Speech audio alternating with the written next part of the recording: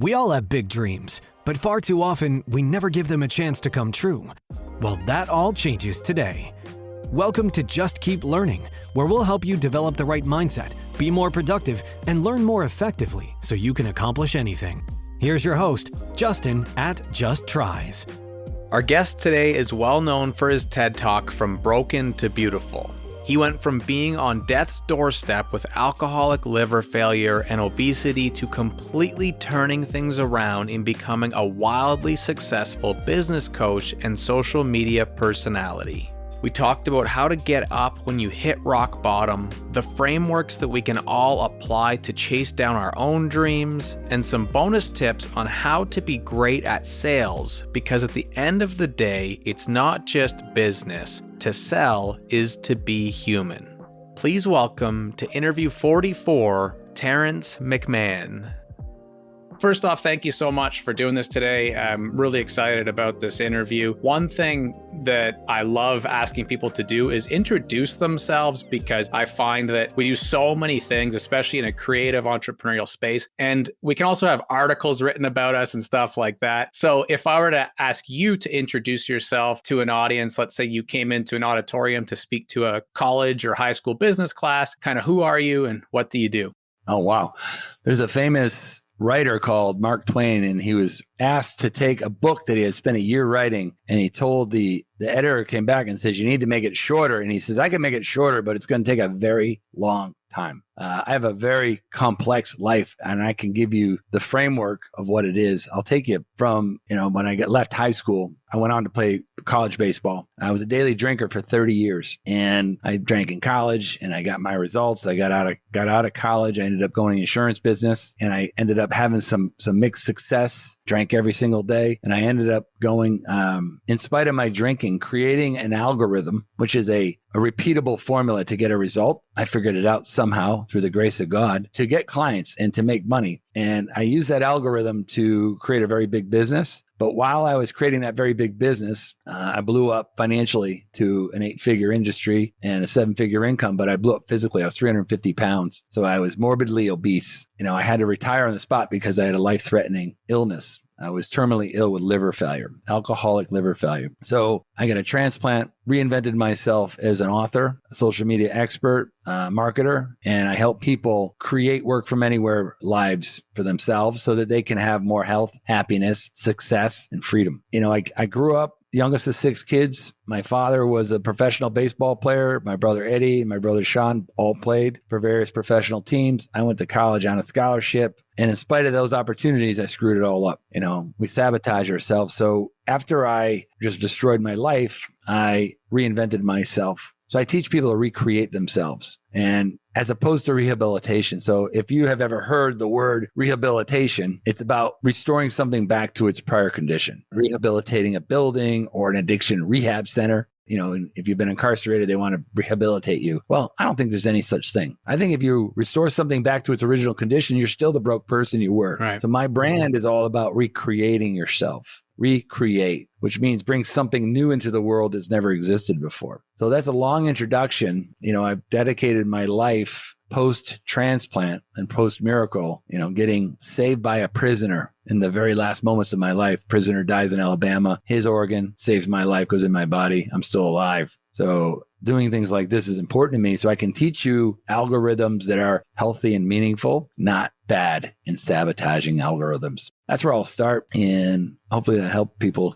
get a little idea who I am. Absolutely. And that's why I'm so excited to be able to create with you today, because so many of those things have big time connections to the work that I do day in and day out when it comes to helping people certainly recreate themselves. The reason they need to recreate themselves is for so many different reasons. The first time that I actually saw your work was long before the shorts that have gone very viral and all the clips that I've now seen for the last couple of years, but was your TED Talk, the original one, the idea of going from broken to beautiful. Oh. And I know that you shared a little bit of it just there, but when I was thinking of something to talk about early on in this conversation today, I actually jotted down a few of the quotes from that. And I'd like to just read them for the audience and potentially read them for you, but things that really to me stood out as not just heartfelt, but kind of quotables or frisbees that I think even if you listen to that talk once, you'll never really forget them, and they can be so helpful. Oh, yeah. And one of them was what you said about spending your last days with the woman that you spent your first ones with. And that really spoke to me in many ways, because my parents have lost 2 of their children in the last couple of years. Both my brothers, one died of a heart attack and one died of a car accident. They also struggled, similarly in terms of their own personal lives and with things like addiction and mental health. And so that whole idea that you also mentioned in there of addiction, not necessarily being about getting sober, but creating connections, was the second thing that was so powerful to me too. And I just want to say one more quote that I had jotted down from that. And it was the idea that one of the few advantages when you're that broken is that the only way you can go is up. And people will ask me about the work I do and how I do it, because they assume that it's depressing and that I take things home, because I've seen kids lost to gun violence. I've seen them lost to addiction, and quite a few of those types of stories. And I say, when I meet a new student, youth who are struggling that bad and they're alive, I'm like excited. And so I know you really already summarized a lot of the TED Talk, but maybe if you could give us your take again, and maybe if it's changed a bit about what it means going from broken to beautiful.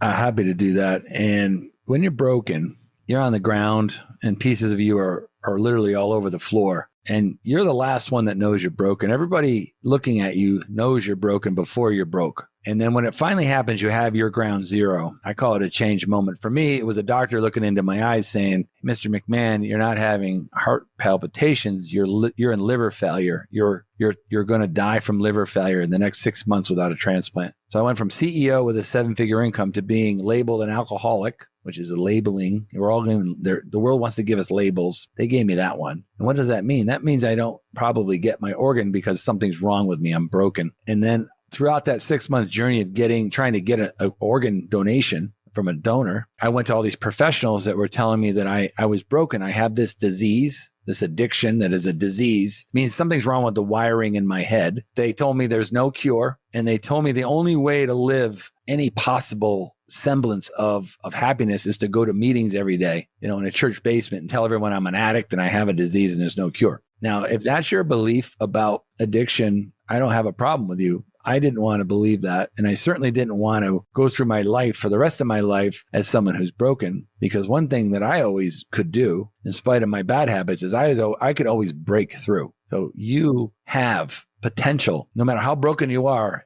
A hurt fighter is the most dangerous person on the planet. So what do you do to channel your energy? Do you channel it towards anger and revenge, or do you challenge it towards the comeback, the Tom Brady down 22 points with 2 minutes to go comeback, to be like, holy shit, what happened to that guy? That's what I wanted to do. I was 350 pounds. I was turning green through liver failure. My eyes were orange. There was blood urine coming out of my body every night. It was a matter of days before I was going to die. I was with my mother. Watching her look at me was sadness, profound, not disgust, but close. Right. I've disappointed her. And I hate telling that story because it hurts. But it also is good hurt because it makes me wake up to the fact that I was better than that. I had better things to do with my ability. And if I got another chance, I would show everybody. So being broken is about being able to take those broken pieces and put them back together. And there's a Japanese mending process that I mentioned in my TED Talk. The Japanese don't look at a fracture or a crack or a wrinkle or a scar as an imperfection. They see it as almost a metal branded on the flesh. It's something that emulates the possibility of what you've been through, the experience that you had, and it's a visualization of what you're possible. You've gotten through it. So the mending process the Japanese have is called kintsugi. And I found one online. It's when they take broken pottery. The Japanese take it, and they've used this belief that broken things can be mended together with gold. And it's about creating and rejoining, bringing you back together through golden lacquer. The word means golden rejoining. And the end result is, you might have seen this art before. In kintsugi, a repaired piece of pottery with this gold is more valuable than the original unbroken pottery. Huh. That's where I came up with the idea of going from broken to beautiful is through watching about kintsugi, how they've recreated this art, and this art can be imitated in life through recreation. So when you recreate yourself, you're basically saying a few things. You're saying, I'm deciding on the spot right here and now, I am cutting away that person from my life. The word decision means to cut away from. D means away from, like a detour or a divorce. Anything with a D means away from. Decision means to cut, like an incision. So a decision isn't about adding something new to your life, like I'm going to go to the gym or I'm going to read a book. Decision is that guy who's toxic and doesn't lead me down to good classes, gone, cut him out of my life. So when you do that, when you cut somebody or something out of your life, you're creating a void, and the world wants to fill it in very, very quickly. So you have a lot of decision, as you did with your energy and your anger or your vision. You can do what you want with that. So you can bring new people into your life, and you can bring new identity into your life, and you can bring new abilities into your life. So what you have to do that is create oh man, if I can get this, what I call a change the world domino. So this is a big domino. And I've seen that domino. Is that the one from the videos? Yeah, because this is I call it, what's your change the world domino? It's what's the perfect vision of yourself in 5 years. Don't go out 50, go out 5. 5 years from now, we're sitting here. Your life is remarkably and undeniably better. You've done something that woke up everybody. And more importantly, you woke up your soul. What did you do? You had a vision. Step number 2, after you decide, is you create who's going in these slots that are empty now. What people, what places, what things, what abilities, what gifts am I going to give the world? So you have to visualize that, but be vivid about it. And then you have to create a automation, a plan to get to that spot. So the domino is a metaphor for, this little 2-inch domino. We've all seen the videos where they put the domino and they move it forward and it keeps knocking them over. Physicists call that action potential. They say this piece of energy, when it's stored on its end and move forward, creates amplified force, real energy. It's action potential as it sits, but when it's moved forward, it's real energy. A 2-inch domino can knock over another 2-inch domino with its energy. But a lot of people don't know this. A 2-inch domino actually can knock over more than a 2-inch domino. It has the energy to knock over something 2.5 inch or 2.5 times itself. So a 3-inch domino. So you can go better tomorrow than you are today with a plan and a vision to be that big thing. So that's called building yourself, lining up your dominoes so that what you do today will put you in the best possible place to get to that spot tomorrow. And, when I teach people how to harness their action potential is make a list of things you need to do logically, or get a mentor or a coach to help you. What do I got to do if I want to be a best-selling author? It's like, well, first you got to learn how to read a book. Then you got to learn, what does a best-selling author do? What do they look like? What type of person are they? How do they live their days? What type of coaches and education do they get?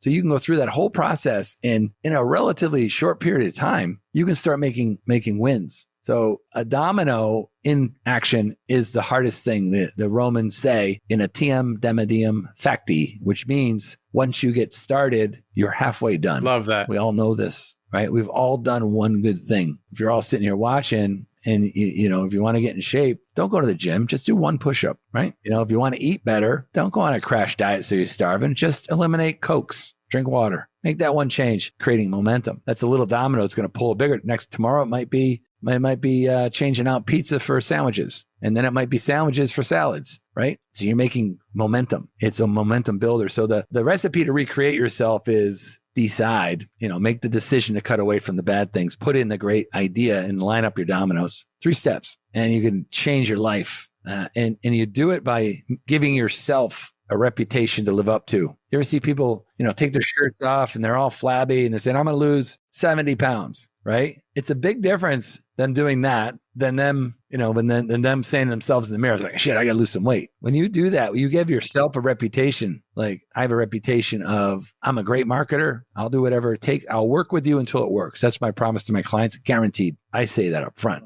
So anybody can take it to the bank. Like, they don't have to ask me for a refund. I'll know if we're not getting the job done, and we'll make it right. So you give yourself a reputation to live up to. So if you're disciplined, like I'm disciplined, I do good things, I make contributions, I'm going to become the best in the world at doing that. And that's a big part of recreating yourself. From what I can see and how well we're able to get to know each other online in short periods of times, or seeing videos and TED Talks, I certainly see that rings true in the content you create and how you show up in the world or show up for people, which I can assume means your clients as well. When it comes to the idea of the DE thing that you said, like making a decision, and detour popped in my head, and I'm looking at where you are at this point in your life. And I never really thought of that idea of the DE thing. I know naturally language that's what that means, but I never really thought of all the different similar things that start with DE that you could use as well. And so detour popped in my head when you were sharing that. And it made me think back to that idea of going from broken to beautiful again. And something that I'm a bit curious about, I'm sure others are as well, is how we get to broken a little bit. And in that, I feel like a lot of people feel weird or that they're not normal when they get to that broken point. And so to whatever extent you could share, what are some things that you think led you to that point of the alcoholism and weight gain, et cetera? I was the dominoes in the wrong direction. That's all it is. Yeah. I was just knocking over dominoes that were going the wrong way. Started with a beer when I was, sneaking a beer from my old man, sneaking a bottle, sneaking up to the woods, lying to my mother about going out when I was 16, building an identity and a reputation around alcohol. How I was I had this identity, like I was like Tommy Boy met the Wolf of Wall Street. I was this big, powerful personality, and it was just a shit. Rest in peace. Oh yeah, well, Tommy Boy's dead. Tommy right? Boy. Yeah, I was going to say the other guy dead yet, but he should be too because he's partied hard, but he got a second chance. So true. It's a negative. It's called a negative feedback loop, right? So when something's going wrong, like depression's a negative feedback loop. Looking at your phone, seeing someone else, applying that to yourself makes you feel like shit. Look at your phone again, see more people, reinforcement, negative feedback loop. So you got to cut that out. That's a decision. Boom, change out the environment. You are you are a product of your environment. Of all the things I did that made me better than I was, which wasn't hard, by the way, was move. I moved. Quit my job, cut most of my relationships, sold all my shit, moved to Florida. I didn't know one person. I went underground for a couple of years. I recreated myself underground. The bamboo tree grows underground for 5 years before it shows any sign of life, and it shoots up 80 feet in 2 or 3 weeks. It comes out of nowhere. Like, be the bamboo tree. I know we've got a lot of talking left to do, but to me already, I'm like, wow, that's a fascinating thing that I see being the symbolism of this whole talk. But it's early yet, but that's amazing. Yeah. You're underground right now. Like, don't worry about it. You have different seasons of your life. I'm in my third season, I think.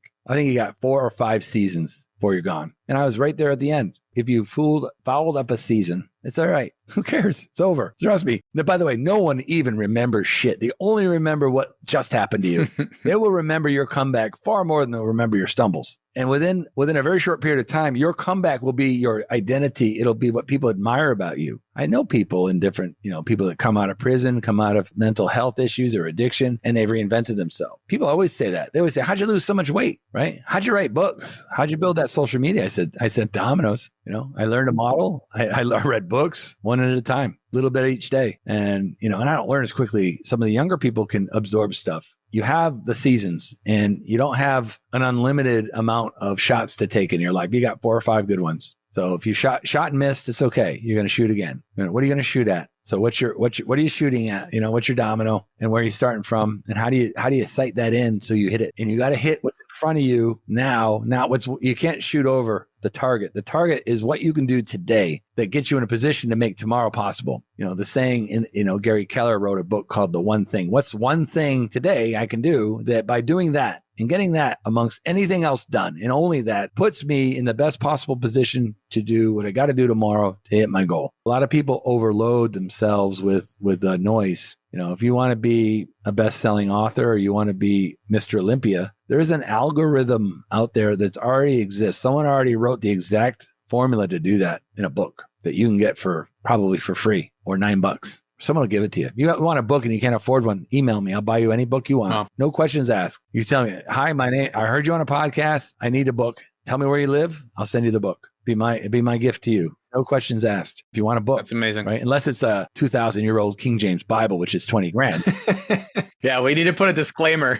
We're going to have to put a little disclaimer in the show notes. Anything on Amazon. Yeah, I'll send you a book. It's just something I think it's the greatest gift is the books. Behind you, there's a whole wall of books. Books are status. Books are knowledge. Yeah, I certainly agree. And I really appreciate you saying that because, there's not a massive following. So I don't suspect you'll get too many emails. You never know. Someone might be brave enough to send one. But more importantly, to me, that just speaks to your values as somebody who's a coach and creator and trying to help others. Because part of the challenge with this show is a lot of times I'll have, really big time entrepreneurs on, and I don't have to remind them. They understand the target audience. But at the same time, a lot of what they create or sell is very high profile, to use a word, expensive, right? And so it's kind of like a disconnect from some shows where you go on and that audience may be somebody who can afford to pay a 50 grand coaching fee or whatever. And so for me, it's really important that people who are still high profile will come on and speak to an audience with a little bit of empathy in terms of like this kid who's homeless, maybe literally, I'm not kidding in the slightest, who's just trying to get food today, but they could learn from a book, especially if somebody handed that to them. And one thing I've noticed is youth right now, if people don't think they read, that's a myth because they still love books, even in spite of all the socials that exist, which I think is just amazing.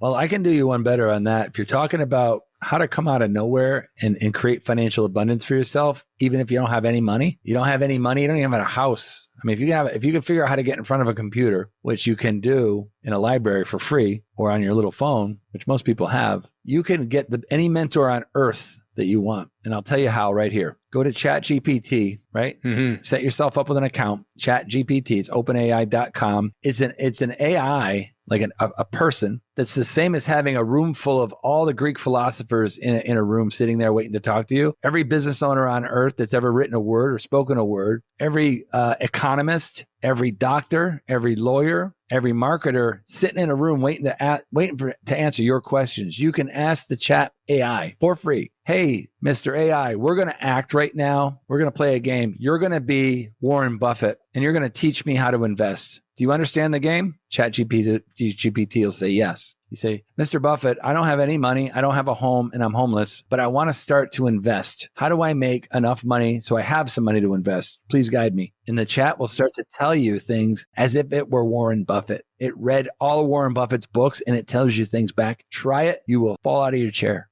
Act as Elon Musk, act as Gary Vee, and tell me how to start a business with $100. What business should I go into? If you're saying Terrance McMahon, act as Terrance McMahon, what can I do to become valuable to somebody so I can trade my abilities with another? Are you asking me that right now? I'm very biased, but I'd say learn how to sell. Learn how to sell. Selling, you can say, teach me to sell like Tony Robbins. Teach me a process to persuade someone to buy something, right? So what does that mean? Well, if you can move your lips, you can sell. If you have a phone, you can sell on the phone. If you have ChatGPT, you can learn how to sell. It'll tell you exactly how to sell and you can keep reading it and reading it and reading it. And all you got to do is go to a company that needs salespeople, which there's about 3 million open jobs right now. And they don't care where you came from. They don't care your degree. All they care is, can you read their script, use your voice to make people buy their products. You don't have to invent a product. You don't have to manufacture a product. You don't have to distribute a product. You don't even have to find a lead. They have the leads. You just get on a call. They'll train you. If you get sales training and you approach a business and say, I'm a professionally trained salesperson. I was trained by Tony Robbins. You don't have to tell them it was on an AI.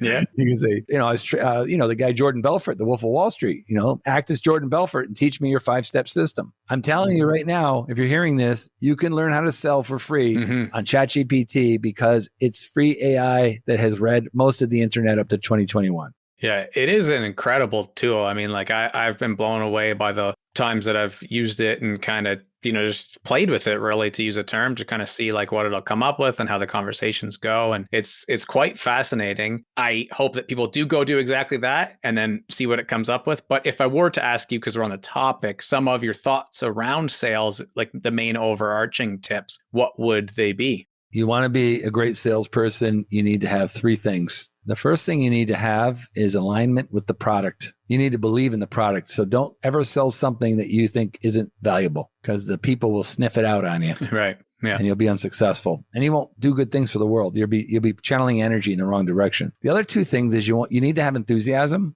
People can taste, sense, and smell enthusiasm on somebody's voice. Like who you are shouts loudly in people's ears, right? Before you say a word. That's an Emerson quote. Who you are shouts so loudly in my ears, I cannot hear one word you say. The physiology is a vibe. So if you have enthusiasm and you have certainty in your voice, notice how I changed my tone? This is going to work. It's going to be valuable. I guarantee it. Versus this is going to work. I'll guarantee it. It's enthusiasm. And why I can be certain because I'm aligned with the product. Doesn't matter what you're selling. Like that's a 3-step process that I got out of a book. I got that out of Jordan Belfort's book. And he's right. Like I can teach you all the clever little things. It's not about being cute and it's not about anything other than being a listener, hearing what your client struggles with, whatever that is. If it's weight loss, they're overweight. If they're depressed, they have mental hangups. If they're addicted, they got a negative habit. Just listen to what it is and don't fix them. Offer them the product. So the product does something great, whatever it is. If it's psychology or therapy or a workout program or it's a school or a technology, you can say, hey, great, I'm glad. So if I got this right, here's your problem. Here's where you're going. This is the vision of your big domino. And here's our product. And this is why it works. And you'll get results. And if you do it every day, in and day out, pretty soon, just like you walk around without fumbling around like a baby learns, it becomes second nature. So selling is the career that's made the most millionaires of all by a mile. So if you don't know where to start, sell.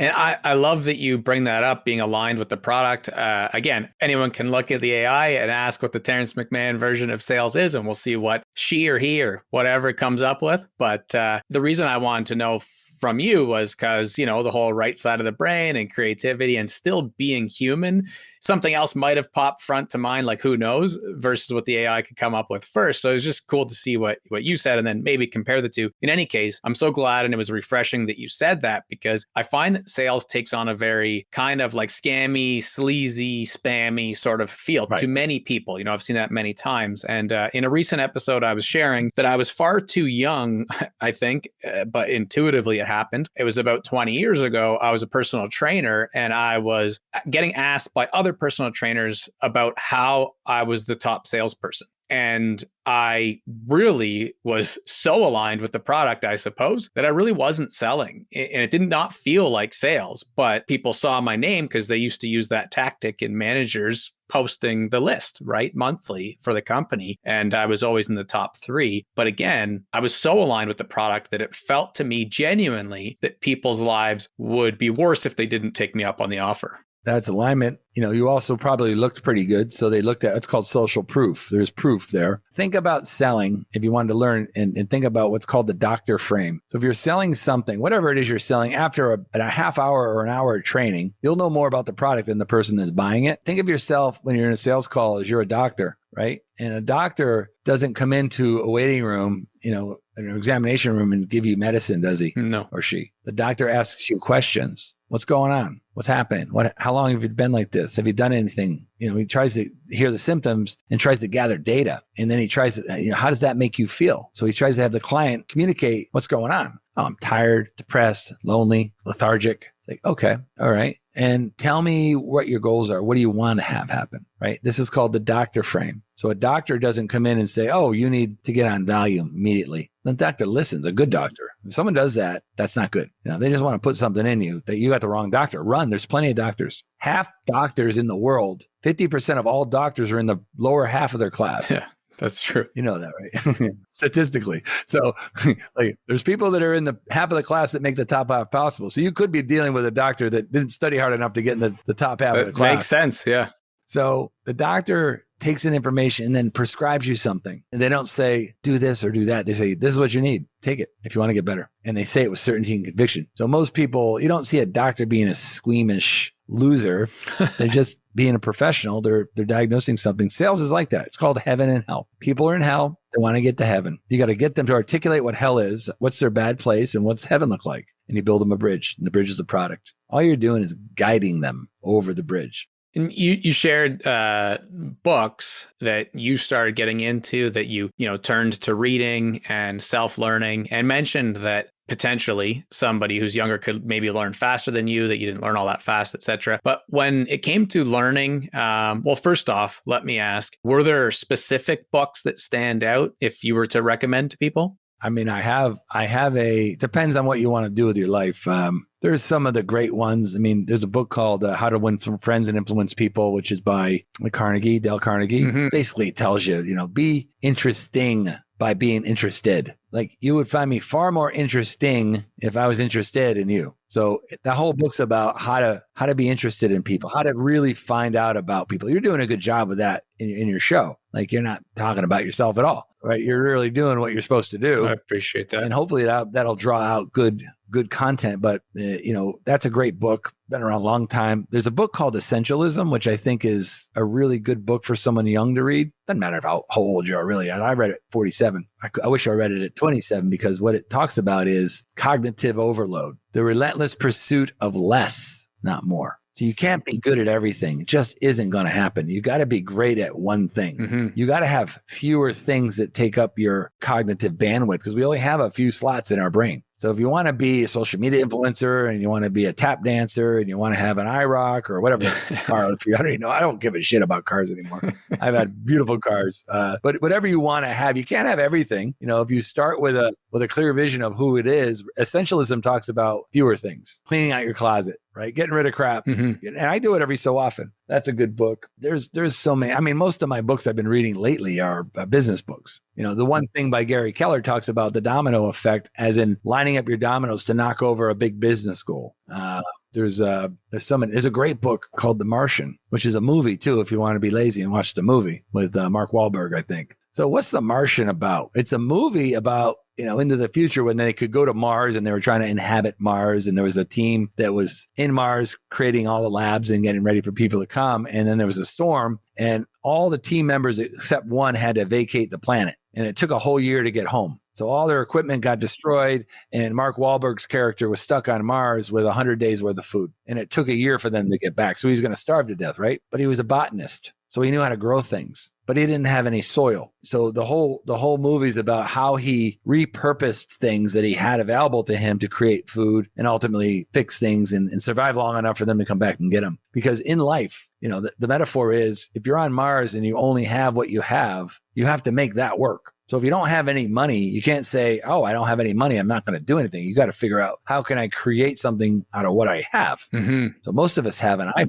If you don't have one, you can borrow one. If you don't have one there, you can go to the library. The internet and ChatGPT has just created equalization. There is going to be a new generation of people that are going to take advantage of this, and it's going to raise humanity. There's going to be people who are going to author books with this technology. They're going to create and write code. It writes code for you. So if you wanted to do an application, you don't know how to write code, you can ask ChatGPT to write the code. So the only reason you're not going to have anything in your life is that you didn't take advantage of the resources you had. You need to be resourceful and take advantage of what's on the planet with you to create the outcome you need to survive.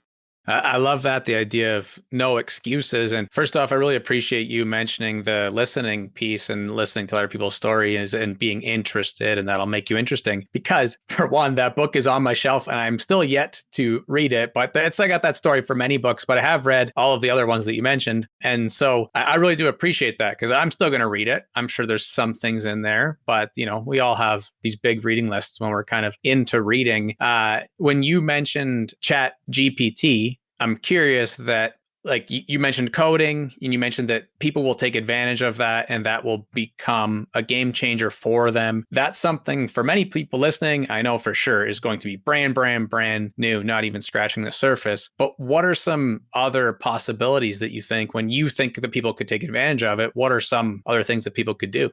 Oh, you can create a brand for yourself. I mean, we all have to grow up and do something with our lives, no matter what. You could be a couch potato, but that's what you've created. So you could just as equally be an astronaut. Or if you wanted to open up a gym and you don't have any money, but you want to do fitness, you can create a brand around fitness. So one thing we all are the best in the world at ourselves. So you can create a personal brand, an identity that you want to live up to. That's this wonderful contributor to the world. Let's pretend I'm in fitness, and I can teach you how to shred 20 pounds in 20 days and get shredded, right? Let's say I had a way to do it. I'm not, but let's say I did. I can take that message, and I could create words and images and videos and scripts with the Chat GPT, and I could put that on social media for free. There's a guy that has a fasting plan. Think about it. It's a diet, but there's a lot of benefits to fasting. I spoke with him last night. So he came out of thin air, and he's a program. You don't eat for a day, and then you eat for a day, then you don't eat for another day, and then you eat for a day. You do it for 30 days, and you reset your entire metabolism. It's hard to do in the first 3 days, but it isn't that hard after. But the benefits are so remarkable. So he's saying, like, how do I make money with that? Like, I'm not selling a pill and I'm not selling a weight loss program. I'm just giving people data. I said, you still can create a community of people that want to learn about this new technology. For sure. It's really new. It's 1 million years old. Like, human beings have been doing fasting for all but the last 40,000 years. So, my coaching would be create a personal brand around the person you want to be, give yourself the reputation to live up to it, and become that person. So you can create it and then build towards being it by telling yourself and others that this is who I am. This is a contribution. I've made a decision. Elon Musk says he's going to put someone on Mars. Why him? Why can't it be you? What does he have that you don't have? You want me to say it? In your mind, other than 3 billion. Yeah, that's what I was going to say. That's all I was going to say. So he can access, he has more resources. Does that mean you can't do what you want to do in your life because he has this and you don't? No. All right. If you were going to put a person on the moon, what would be your first step logically? I mean, probably go work for SpaceX or maybe whatever the Amazon one is and get a bit of experience. Your brain's starting to create that algorithm for you. And that's a really big one. They call that a BHAG, a big, hairy, audacious goal. But your big, hairy, audacious goal could be, I want to walk all 7 continents and make a good living while I do it. You can create a travel brand. Right. You can create a character. You can walk the world. You can give people information about the area. There are millions of people that do that and do well. You can stay in hotels for free. When you tell the hotel, I'm going to do a video of your hotel, I'm going to give you a good rating, just put me in an empty room. You can do that for your whole life. You can create that model. Yeah. And I've seen courses sold online for that one for like $100. Someone literally would say, hey, I did it. I'm making a really good income. And if you want to pay $100, here's my map. Do the same thing. All the things I've done are in my books. So, if you want to create a product, they're in my books. You want to recreate yourself, that's a product. It's in my books. I've learned how to do my things from other people by reading their books, because that's ultimately good people want to leave their legacy. And my legacy is helping people understand that no matter how bad it is in your life, no matter where you are, anyone can recover from anything at even the last possible second. In fact, that's the best time. So if you're close to the last possible second, now's the time. Mm-hmm. Pull the ripcord, boom, jump. Decide, cut the things out, create momentum by doing one thing at a time until you have positive action potential in the right direction, and you're on your way. And then people will be like, what happened to that guy? That's what I'd love to hear. What the hell happened to that guy? Yeah, especially people you haven't seen in a little while. And that happens a lot, right? And then it's like that, then the difference is so massive. It's not like someone you see in the mirror every day. One of the things that I do with each episode is I'll create a little blog post, and I can't use Chat GPT for this because it's specific to this episode, and I kind of take the approach of sort of like a masterclass, bullet points. Sometimes it's 3 things, sometimes it's 16 steps to becoming an actress or whatever. And so I think with those things you just shared, I already have a few in terms of if somebody wanted to create a business and become an entrepreneur, then these are kind of the steps they could take. With that prompt, what are some other things that you would add for someone who sees the influencers, sees the ideas you had, but just doesn't believe it's possible? How does someone like youth that I work with, a lot of times their teachers and parents will just think like, yeah, no, that's not possible. They need to go get a job. What are the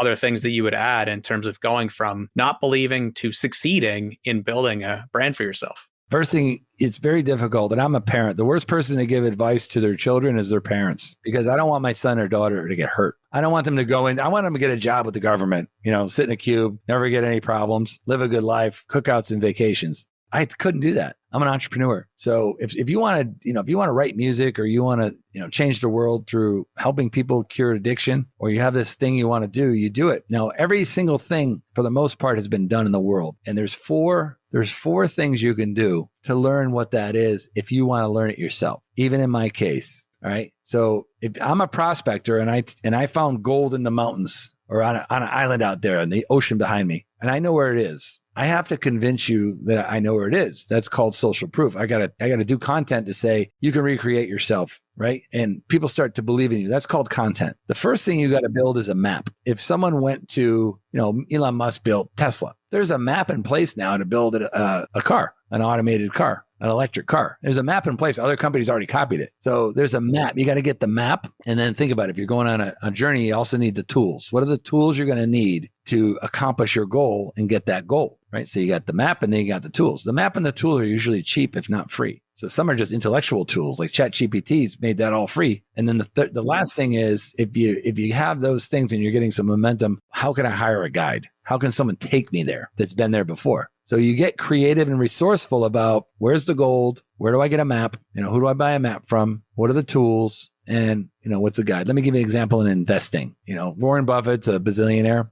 second or third richest guy in the world. He wrote a book. There's a map. He's got investor analytical sheets on his website that are free. There are some tools, and he does YouTube. So there's your guide. That's all free. So you can do a lot with almost nothing. And man, is it fun when you build something from scratch and someone looks at you and says, how'd you do it? And you go, from scratch. 100%. I feel like one of the things, I won't say that you left out, but that I love getting people's opinions on, because again, it's a thing that can be very esoteric with so many different answers, but that's a beautiful playbook. When people are trying to come up with what the thing is, to then go get the tools and playbooks and mentors from, do you have any of your special tips or tricks that you give people to get clarity? This is my number one tip. This is the best one by a long mile. There's a book out there called Steal Like an Artist. This is a coffee table book, right? And the big idea in this book is there are no new ideas. Not one. Everything that exists was an idea in someone else's head that somebody repurposed. Everybody's copying everybody. Let me give you an example. Basketball. Magic Johnson copied Dr. J. Michael Jordan copied Magic Johnson. Kobe Bryant copied Jordan. There's a kid out playing in the NBA right now that copied Kobe, right? The Beatles, George, Ringo, Paul, and John copied Jerry Lee Lewis, Elvis Presley, Chuck Berry, played cover tunes. All people playing music right now copied somebody else while they were learning. Everything is an imitation of something else. So if you have a business that you want to build, all this is online. You could research the business and you can actually literally see their entire business plan by buying one of their products, because you can opt into their things and see all their sequences. Mm-hmm. How are they selling it? How are they pricing it? What are they saying to you? How are they saying it? What channels are they using? So Steal Like an Artist puts your mind in, and your antennas up. They're like, what am I going to do with my life? Whose life do I want to be a little like, kind of? That's awesome. And you pick somebody. Might not be me. You should pick higher than me, but I have a pretty good life. I live on the road and I've seen countries and I help people. I honor my gifts and I share back. I think it's amazing. And you took that detour that you talked about, and I see the ocean in the back. For listeners, they won't be able to, but you have fighter jets and boats ripping by, and it's almost distracting, but in a good way. And I think it's inspiring. Very quick, rapid fire, because I like to wrap this way. One piece of advice that you would leave the next generation. Life is a series of seasons that you will continually recreate yourself in. Whoever you are today will be reinvented tomorrow. You'll come up to a time when you want to put your plant in a new pot and reinvent yourself again. And you could change jobs, change careers. You can change out people you're with if you don't like them. Like, you're never stuck in a narrative. You can always reinvent it in your own way. That's amazing. And one thing that you yourself are learning right now. I'm learning AI. I've just started a company in the last 2 weeks called AI Business Impact, teaching AI. I'm teaching a class in Las Vegas on February 3rd and 4th about ChatGPT that I didn't know existed on December 26th. Speaking of reinventing. Up 200 people there. Good for you. So I got to learn it and then return. Good for you. Learn and return. Yeah, I'm a teacher. I love to teach. And the last one is, if you had one question for me, what would it be? What book are you reading right now? I just read Essentialism as well, actually. It is funny enough that is. Oh, good one. But, the other one that I had going on recently, I'll have to get you. Oh, The Big Leap by Gay Hendricks. I haven't seen it yet. Oh, no? Yeah, I heard about that book. That's a good one. Yeah, see, that's right up there with like the one that you could recommend a bunch of times. How would you, yeah. I mean, if you're reading books and you're helping people that you're helping, you're in a good place. All I could do is put gas on that fire, man. It's the right thing to do. Well, I really appreciate it. I know you have to run. We're all busy in this space, so I can't even put in words, but I'll try. And I'll just say that I'm super grateful that you took the time to do this. And if people were to go support your work, where do they go? They want to support my work, they can go to terrancemcmahon.com, TERRANCE McMahon, MCMAHON. You can look at my books on Amazon. I have Superhero Self. I have The Anywhere Advisor. I have a book called Atomic Offer. I just wrote a book called The 1 Hour Book, How to Write a Book in an Hour on ChatGPT. And if you want, send me an email, tmac@terrancemcmahon.com, tmac@terrancemcmahon.com. And if you have any questions, if you're that person that needs that book, and I'll buy you a book, send it to you. No questions asked. You don't even have to identify yourself. That's amazing. So special and shows your values. I'm going to go buy the book and I'm going to use it and then I'll send you the results, but I'll buy the book. All right. Thank you so much. Yeah. Have a great day. All right, man. Bye. JKL listeners, thank you for being here. It's so much fun to hear about how these episodes have impacted you or someone you know. It's our dream to help millions of people achieve their own dreams, so please do continue to pass it along. Thank you to our guest today, T-Mac. He dropped so much wisdom in this episode that I feel like I almost have to go back and listen every few months to make sure I'm living it right for the rest of my life. As always, we love getting your DMs and comments about the show. If you have any input at all on guests or topics you'd like to hear about, please don't be shy, just let us know. In the meantime, until the next episode, all the best, and remember, just keep learning. You're one step closer to making your big dreams come true, but there's plenty more where that came from. Be sure to subscribe to the podcast so you never miss an episode, and if you know anyone who might love the show, send them a link. We'll see you next time on Just Keep Learning with Justin at Just Tries.